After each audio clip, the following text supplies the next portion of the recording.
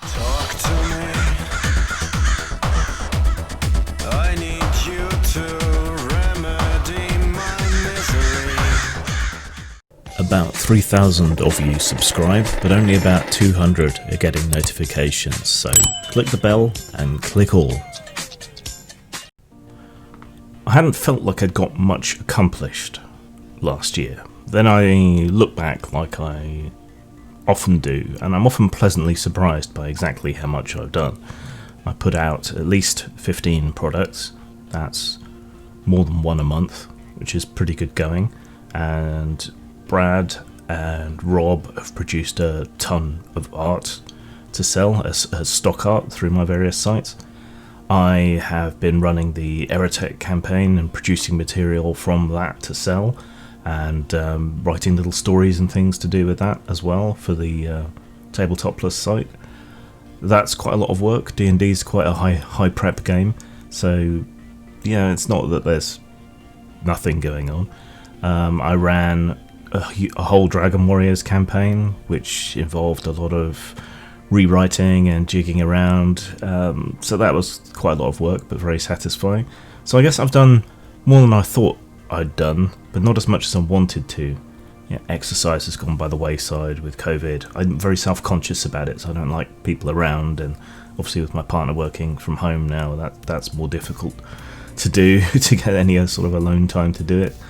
I wanted to read more. I have read more, and a lot of it quite challenging intellectual fodder, shall we say, but not as much as I wanted to. Devices are always more distracting, social media is always more stimulating, and it's been years now, but I really burnt myself out reading an entire 30 plus book series for work, which is a bit horrid, I suppose. It's made reading much more hard to concentrate on, I suppose, since I'm not note-taking when I'm reading for pleasure, so it's a lot more unfocused. Yeah, so I need to keep that up. I wanted to get back into doing more art. I even bought myself a digital sketchpad thing. That hasn't really happened. So I think this year I need to try and spend more time on other things, personal development type things, I guess, and it's taking a break from always doing gaming and gaming related things to absorbing other media, getting more of a sense of the zeitgeist and so on. But even that all feeds back into work. It's very hard to switch off when you're self-employed. So gaming wise, some of the work that I do now involves working with other people, wrangling with them, writers and artists and so on, and it's not an aspect I particularly enjoy, because organising other people is very bossy, and I'm not a very hierarchically minded sort of person. I don't like being the boss. I'm not very good at being the boss, I don't think. I pay too much, I'm far too lax and laissez-faire. Just let people get on with it and accept their excuses at face value for months, even years at a time. I don't like being a boss. I'm not very good at it, but I think that's something I need to do more of. I need to find reliable publishing partners and writers who can reliably turn something in to support some of my other games, if nothing else, because that's where I fall down. I think once I'm done with something, I'm done with it, and I'm on to the shiny new thing. And so I don't support my games in a way that people might find appealing, find useful. I mean, supplementary material never sells as well as the core book, but it does keep it in people's minds that a game or a game world is alive. So if anyone's interested, either in partnering up so that I can help them sell their game, or to write material for any of my games and books, get in touch. We'll give it a shot. I want to keep going with the gaming stuff, despite how much opprobrium and how much hate there is. I'm tired of being people's villain for doing the right thing. But that happens anyway. But I refuse to get chased off from this. I was chased off from being a teacher.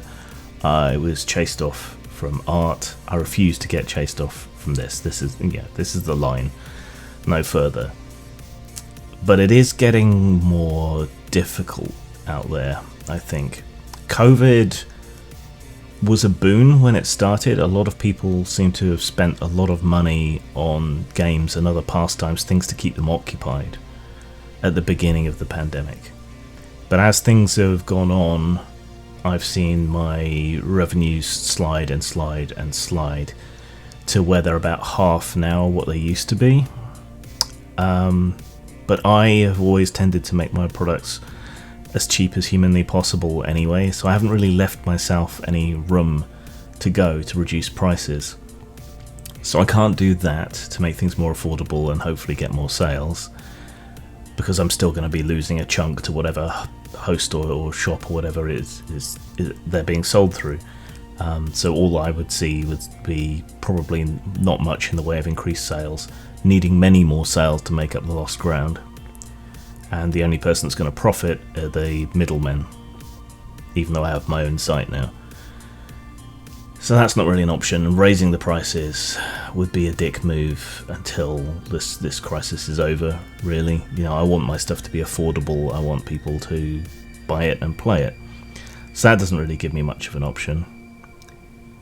Then there's Brexit, which doesn't help matters at all. The confusion is one thing. Now, the bulk of my work is sold electronically. About two-thirds of my profits come through electronic sales. The VAT thing, well, we're not sure which way that's going to go, but postal charges have already gone up.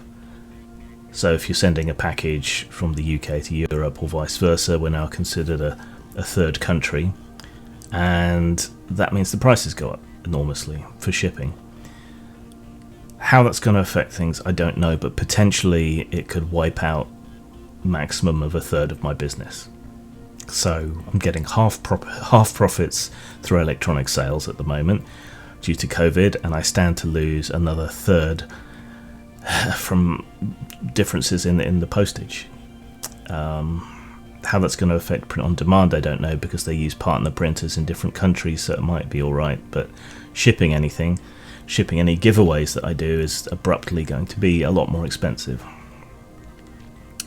I'd like to run an online cyberpunk campaign, but I don't know whether I have the energy to do it yet.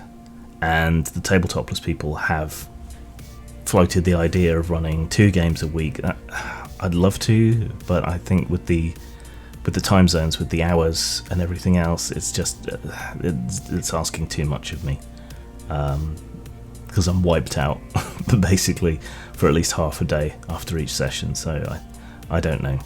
There's stuff I want to do and I want to keep going, but I'm at real risk of burning out, and yet at the same time I don't feel like I'm doing enough.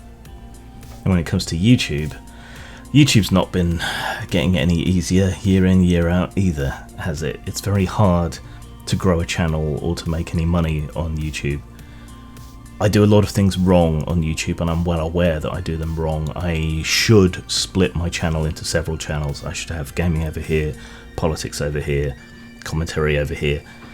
That's how you're supposed to do it, but I'm me. My YouTube channel is me, it's my interest, it's whatever shiny thing that captures my attention.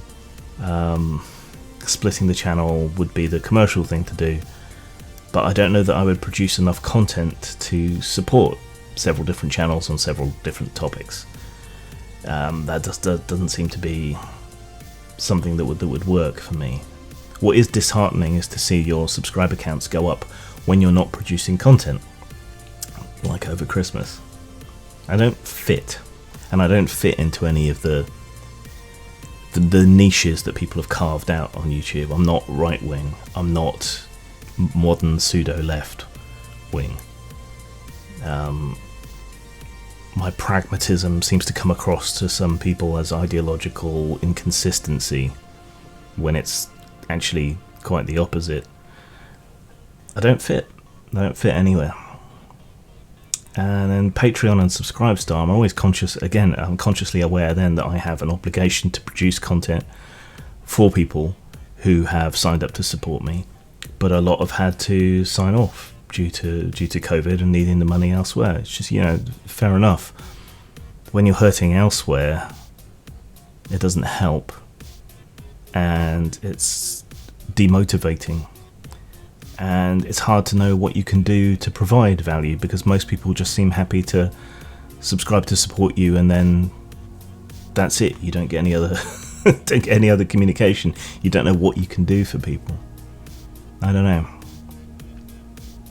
Going into this year, I don't know much of what I want to do other than to get Whitechester up and running, provided COVID starts to back off by the summer. I'd love to partner with more people, either to publish their work or to have them write for me, so again, get in touch. Scale back on other things. I think I'll stop seeing YouTube as an obligation to try and produce something every day, and if there's just nothing I particularly want to talk about in a day, or I'm not ready to talk about anything in a day, then I just won't. So you might see less YouTube content, which gives me more time to concentrate on more profitable things. Anyway, long boring update. Normal service will resume as soon as possible. Zang. Do you like t-shirts? Yeah, boy! Do you like games? Certainly. Are you perhaps a little bit kinky? Yes, quite. Then buy one of our B&D t-shirts at Teespring. Teespring.com/stores/postmortem-studios. You want to be cool, don't you? Does the word duh mean anything to you? The police bring in reinforcements. There was justice there, no poverty, and no